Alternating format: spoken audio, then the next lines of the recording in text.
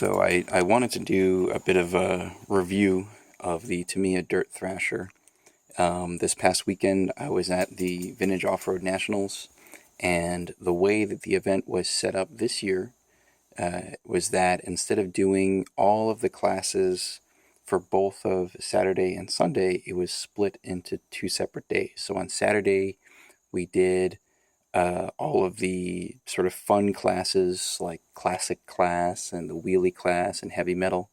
And then on Sunday, we did the competitive classes, two-wheel drive buggy, four-wheel drive buggy, stadium truck.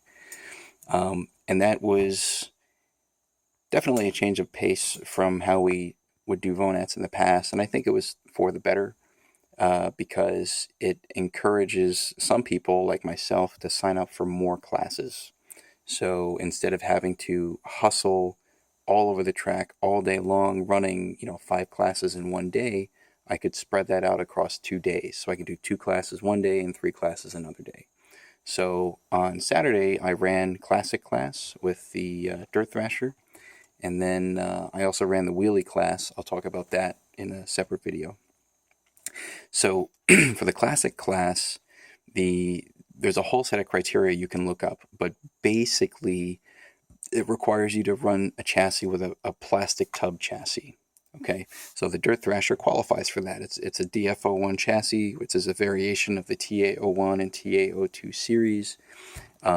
It's supposed to be, the class is meant for like sport level chassis, right? So the plastic tub, it has fixed camber links. It has, I think the steering link isn't fixed, it's just the tie rod. But, there's nothing super crazy about this, right? The shocks are oil-filled shocks, but the actual damper pistons don't have holes in them. So, there's nothing super high performance about this chassis. But it's a four-wheel drive chassis. You can run two-wheel drive cars. They run two-wheel and four-wheel in the same class. Generally, the thinking is the four-wheel drive cars have more drag, so if you run a silver can motor, it's not going to make too big of a difference. The two-wheel drive cars are lighter, so you have this sort of competition between the cars that handle better, the four-wheel drive cars, and the cars that should be faster in a straight line, the two-wheel drive cars. In any case, this car was amazing. I really enjoyed driving this car. I ran Proline M4 Electrons front and rear. These are on Kyosho Laser ZX5 or ZX6 wheels. They fit very nicely on the Dirt Thrasher chassis. I think the offsets are about right compared to the stock wheels. I ran the maximum tooth pinion gear that you could fit on this, which is a 21 tooth pinion. Normally in the classic class, when you sign up, you get an RS540 sport tuned motor. So instead of a silver can, it's a black can motor. This year, Tamiya screwed up the order and they sent a bunch of silver can motors. Even though we've been running this race for 9 years, for whatever reason, they forgot that we do sport tuned motors for this class, and they sent silver can motors. So we had to run silver can motors. They're a little slower.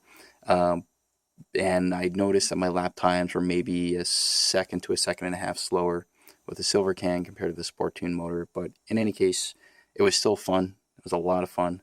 There was one other guy who also ran a Dirt Thrasher, and we were kind of going back and forth a bit during qualifying and during the main. I ended up winning the main with this car. It jumps great. It lands great. It handles great. Like, there's really nothing bad I can say about it in terms of how it performs on the track. The only sort of performance comment, if you will, that I can make is that the steering is incredibly sharp. So at low steering inputs from neutral, it has very sharp steering. And I think that's because the caster angle is low, or it looks like it's low. I can't, I haven't measured it, but I would have to assume that the caster angle is low. And that would give you a very sharp initial steering input and would make the car not very stable, if you will, going down in a straight line. But you can compensate for that by adjusting your radio, the exponential curve on your steering input. If you set that down to 70 to 80%, I was at 75% exponential. So at low inputs, the actual input to the receiver is very small. It's much smaller than what you would have in a linear input, and then it starts to kick up later as you actually throw the input further on the radio. So that helped me to calm down the steering a little bit for small inputs if I just wanted to correct the car a little bit going down a straight or coming out of a corner or something. Other than that, it was awesome. Weak points, the car has many potential structural weak points because the plastics it uses are the older ABS style plastic. A friend of mine who was also running a dirt thrasher in the same class, he was breaking parts left and right. Apparently the particular dirt thrasher that he had was probably not built as well. He bought it from some previous owner who probably thrashed it, and some of the plastics were already cracked. So pretty much every qualifying round he was having reliability issues.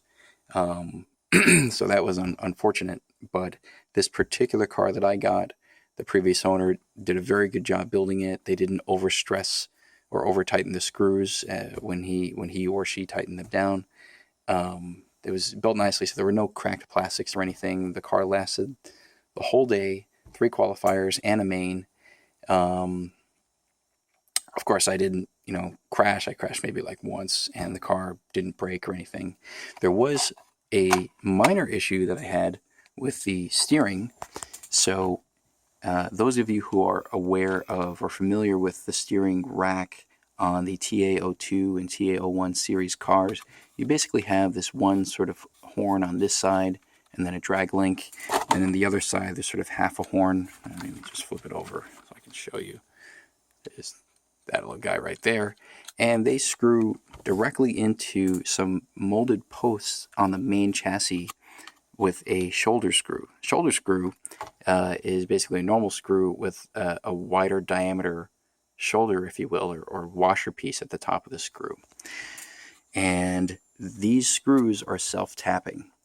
They're not conventional screws, if you will. So they self-tap into the post in the chassis. And the way that I had my steering servo set up, I think this is what ended up happening, because my horn goes up here, and I didn't use any of the lower holes. I used a hole that's a little bit up here. When the servo pulls on the steering rack, because this part of the link is up here, it's actually pulling up a little bit on this piece, okay? And that's kind of pulling up against the screw, and eventually the screw can back out. If this is a high torque servo, it can cause this post to strip. So let me just move this out of the way, better illustrate. And what ended up happening in the third qualifier is this screw completely backed out, and I lost steering. This thing just wasn't moving at all.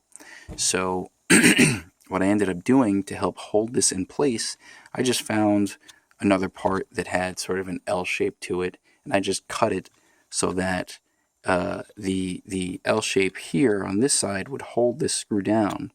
And then I just reamed a little hole in here and used a longer screw to mount through the corresponding hole that goes into the front gearbox into the chassis. So this is kind of like a little brace here to hold this screw down. And this worked. This definitely helped, because I noticed after the main event, I could tell the screw wanted to back out. It was coming loose after each run. So you might consider, doing something like that just to help hold the screw down. I haven't had any other reliability issues with this car. I mean, the steering knuckles were fine, the caster blocks were fine, the shock towers were fine, everything was fine. The only modifications I've made to the car are using an aluminum motor mount.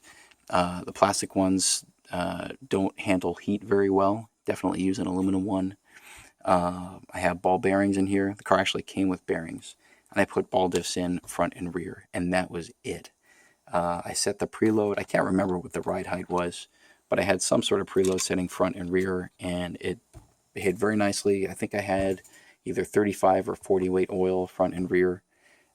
Really fun car to drive. So if you have a vintage race in your region and they want to do what I call the cheap plastic crap class, this is an excellent candidate. I had a really great time running this car. So that's the Dirt Thrasher. I do have a video of the A main with this car that I'll be posting, and I also made videos of the qualifying runs. I got to go through those and see if any of them look particularly good or interesting. So I may post those as well. But yeah, I think that's it for this guy. Thanks for watching.